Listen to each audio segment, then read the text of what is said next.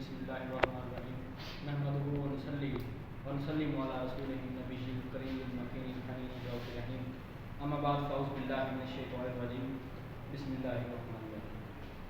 तमाम देखने और सुनने वाले नाज़रीन को अस्सलाम वालेकुम। नाज़रीन, आप सल्लल्लाहु अलैहि वसल्लम की हयात मुबारका हमारे लिए एक बेहतरीन और कामिल नमूना है। आप सल्लल्लाहु अलैहि वसल्लम ने अपनी हयात मुबारका से हमें किस तरह चलना है, किस तरह सोना है, किस तरह उठना है और गर्ज तमाम ज़रूरियात ज़िंदगी और हर चीज़ के बारे में बताया। इसी तरह एक मरतबा हुज़ूर नबी करीम सल्लल्लाहु अलैहि वसल्लम ईद उल फितर की नमाज़ अदा करने के लिए जा रहे थे और आपके साथ हसनैन करीमैन भी थे। तो आपने एक बच्चे को देखा, वो बच्चा बहुत उदास था, रास्ते में रो रहा था। आपने उस बच्चे को उठाया और उससे पूछा कि ऐ बच्चे, तो आज क्यों रो रहा है? आज तो ईद का दिन है, सब खुश हैं, सब ने अच्छे कपड़े पहने हुए हैं, तू आज क्यों रो रहा है? तो इस पर वो बच्चा कहने लगा, ना मेरे वालिदैन हैं, ना मेरा कोई है, मैं कैसे ईद मनाऊँ? इस पर वो बच्चा रोने लगा। मैं कुर्बान जाऊँ हुज़ूर सल्लल्लाहु अलैहि वसल्लम पर। आपने उस बच्चे को उठाया और गले से लगा लिया और उसको चूमा और उसको अपने घर ले गए और उसको हसनैन करीमैन के कपड़े दिए और फरमाया कि ऐ बच्चे, तू इस बात पे खुश नहीं है कि मैं तुझसे बाप के जैसा प्यार कर रहा हूँ और तेरे भाई जैसा प्यार तुझसे हसनैन करीमैन कर रहे हैं। फिर आप सल्लल्लाहु अलैहि वसल्लम उस बच्चे को साथ लेके ईद उल फितर की नमाज़ अदा करने के लिए चले गए।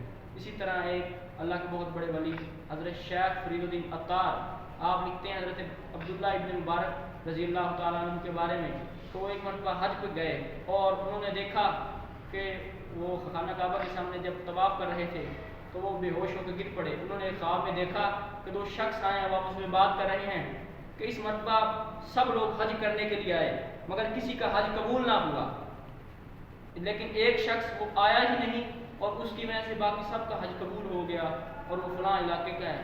आप वापसी पर जब हज से वापस गए उस इलाके में तो उस शख्स को ढूंढना शुरू किया। ढूंढते ढूंढते पता चला वो एक गरीब मोची है, उस शख्स का घर है, वो एक कसाब है। जब उससे सारा माजरा सुना तो उसने बताया कि एक रात मेरी बीवी बहुत बीमार थी, उसने मुझसे कहा कि साथ हमसायों के घर गोश्त पका हुआ, जाओ उसके घर से खुशबू आ रही है गोश्त की और मेरे लिए थोड़ा सा सालन लेकर आओ।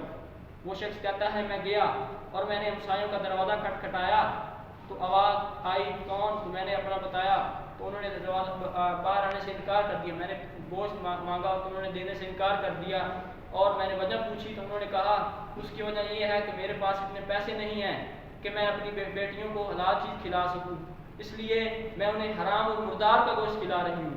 वो शख्स कहता है ये सुनते ही मुझ पर वशी तारी हो गई और मेरी चीखें निकल गईं।